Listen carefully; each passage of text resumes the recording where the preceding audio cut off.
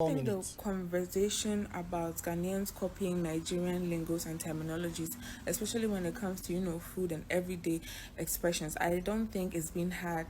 We're having the conversation in a constructive way. If Ghanaians adopt American words, slangs, terms, and all that, and there is nothing wrong with it.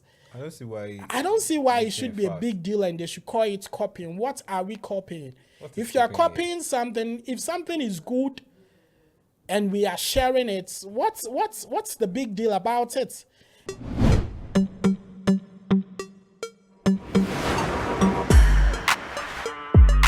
Hello, beautiful people. My name is DJ Pakwariche aka Mazi. For an educational reason. Otumba. For a traditional reason. Ezemo. For a spiritual reason. And once we hit on the streets, among street boys, they hail Siriki. Yes, I mean Siriki is somebody's favorite part of this show. So if we don't do it, some gets upset and all that. But of course, I'm not doing this alone. I'm here with my brother PKB. Of course, do PKB Ike Dabalogo as one. If you see me on the socials, it's low budget Kobana. Well, it's been some great journey through September. We've really had enough of September, and so definitely today and tomorrow will be the last day of September. So we have to serve you with some great content and all that. So today on our discussion, we are going to speak about something very interesting. PKB, yeah, man. I'm sure in recent times you've heard in most of our content, not like our content here from these studios, but our content from the Ghanaian space, using words like omo, which media they use them very, very, very well. People using like pie, people using like puff, and all these things. And people are going like Ghanaians love to copy Nigeria too much. Ghanaians love to copy Nigeria too much. And then there is this lady who came out to, explain and give reasons why these things are happening. I don't know your opinion. I don't know what you think, but do you think that Ghanaians are copying Nigeria? Because you only find Nigerians saying Chale when they are in Ghana or they meet a Ghanaian in Nigeria. That is when they use words like Chale or Odo Yewu. Yes, which is very popular, I know.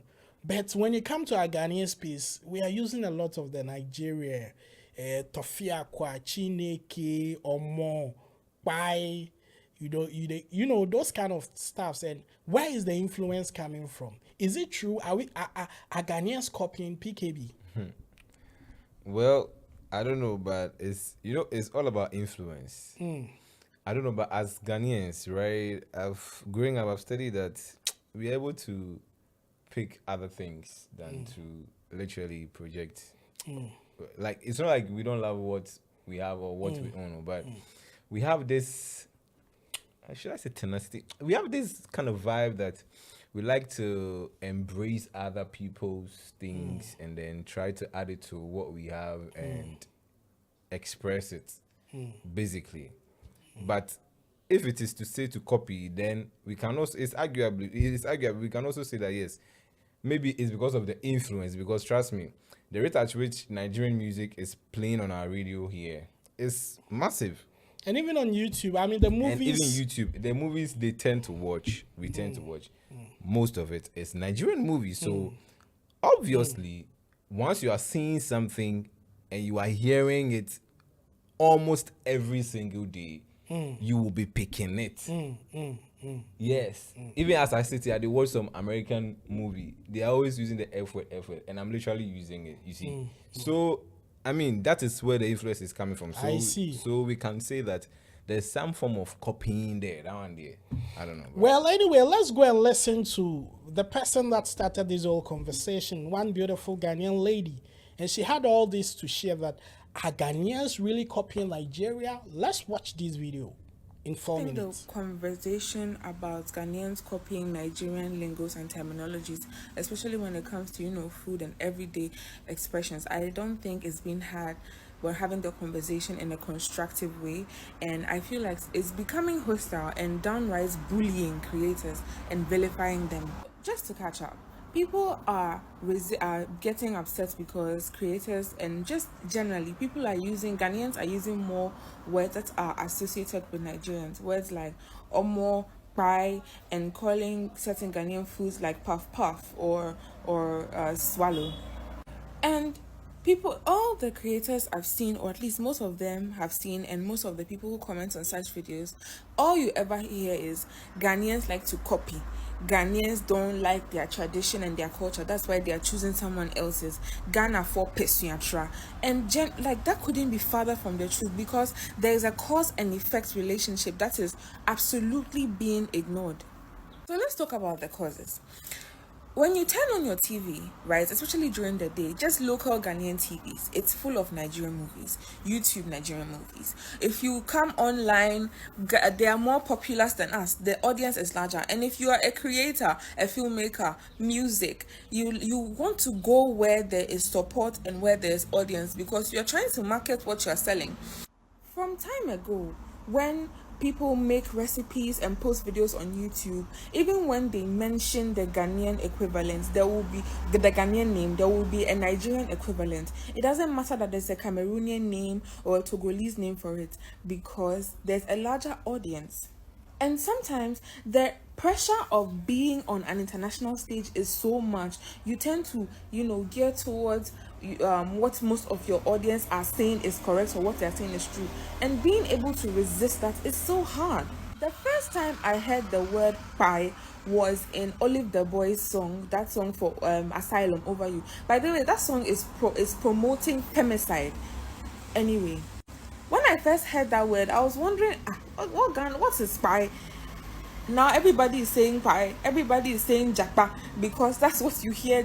Like, it's in our music, it's in our movies, it's in our content. It's like there's been a bombarding of more terminologies and these things, so eventually people are adjusting to it and picking it up. It's not an issue of Ghana for Pesuatra or Ghanaians are copying. What content are we being, or are people being bombarded with? Also, if you look at Ghanaians who have lived outside of Ghana, I'm a Ghanaian living in Kenya, and to even be Ghanaian in your own right is so difficult, because you introduce yourself to someone, or you say I'm from Ghana, and then they start making like Nigerian references. You try and correct them and they resist it, and they tell you, but you are the same anyway. I know someone who renamed me from Efua to Chioma because Ghanaians are Nigerians anyway, and like Chioma is easier to pronounce and it sounds the same. You start talking about your food, your culture, and then people will start making Nigerian references. Eventually it becomes tiring. You almost just want to give up and say okay. And this may not be a part of the conversation, but I just want to ask, Ghanaians use words like y'all, ain't in their daily lives, and that's American lingo. So are we only resisting this type of change and adaptation when it's another like African country, or there's a deeper reason? I think the way forward would be to have this conversation in a better way, correcting constructively and with kindness, and just producing more Ghanaian stuff, more actually Ghanaian music, Ghanaian movies, Ghanaian, popularizing Ghanaian slang. It's not an issue of Suyantra or we don't care about our culture. It's like there's a lot of importation and people will adjust. Having an understanding that adaptation is not inherently wrong, and understanding why people are adapting, the cause of it, the cause and effect, is very important. We can say, okay, this is too much. Let's do our things our way. Let's readjust in a way that helps to drive the conversation and help people to have a fundamental understanding of why this should be done and this shouldn't be done. And as we are producing more, I hope that we support more. I don't think PKB, that's kind of reaction when you hear somebody speak and everybody goes like deep. That's deep. I think she said a lot, but I don't know your highlights of a message. There are there few things in there that you think you agree with her? Literally, I agree with her with regards to content and what we produce. Look, No, there are a lot of Ghanaian content out and Ghanaian related stuff out there. I mean, the same way we are being bombarded, but if we could bombard our own thing with, like, I think it will speak. And when we are ready to start doing things the Ghanaian or speak the Ghanaian, we'll do it. Look, Nigerians put theirs.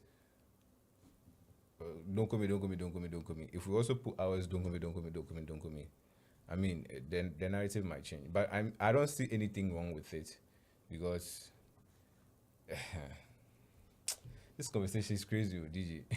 Well, I mean, from my own point of view, this is what I feel. You see,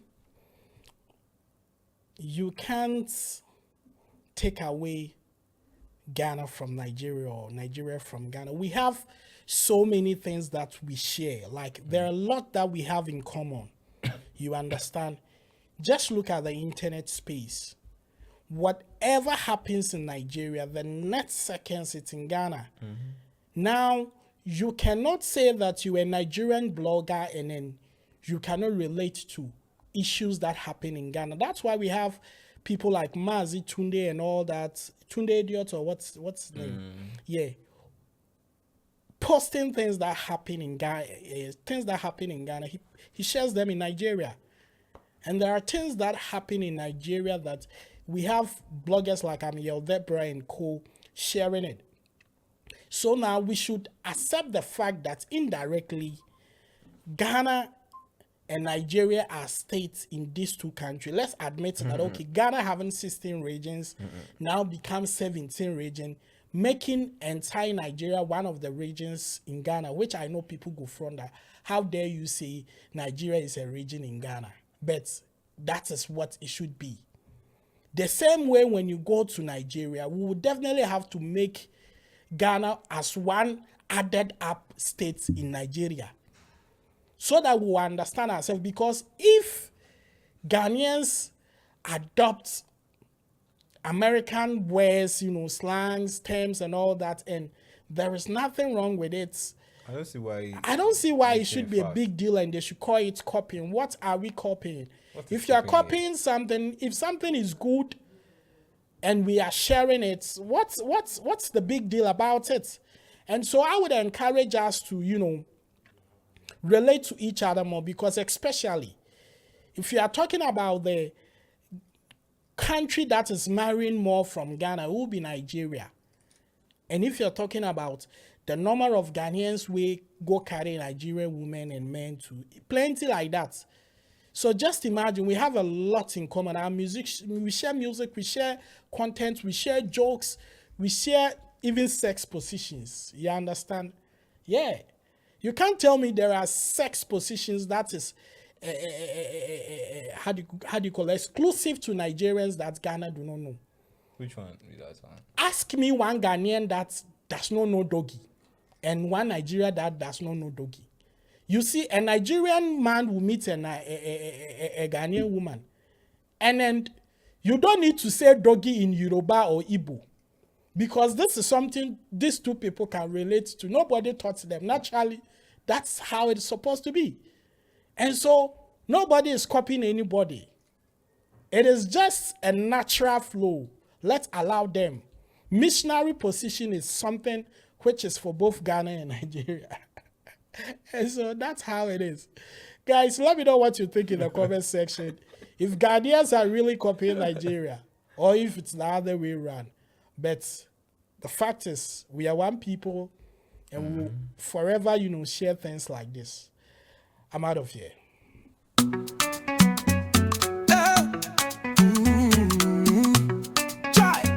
This not the age to face reality, oh. Come on, this not the time to do the necessary, oh. Go go, chigo dongo. This not the stage to unite. Unity not the key, yes, not the key. Plus 24, not the show. The J Paco Rich, not the man. 24, not the code, not the code. Oh.